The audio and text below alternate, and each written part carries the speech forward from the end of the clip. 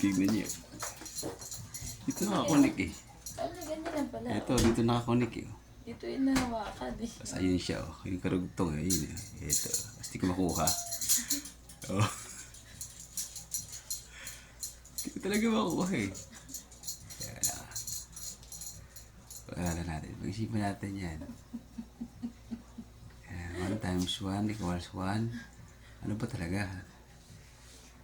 Ito lang yun oh. Yun yun. Tapos gumagalaw dito eh. Connection yan eh. Oh. Kapag kinagat ko nawawala eh. Tapos ito lang siya. Ito lang talaga siya eh. Yun lang siya oh. Ito yung ano dyan eh. Ayun oh. Ito talaga siya eh. Ito yung puwersa niya eh. Dito siya kumukuha ng lakas eh. Tapos dito, nakatali. May tip lang dito. Pag ginawakan ko, wala rin. Kasi yan. Ayun, tip lang yun. Ito yung pinakapuno niya. May nangala pag-isip ko. Walang mamaya. Ito eh. Dito talaga yun yung.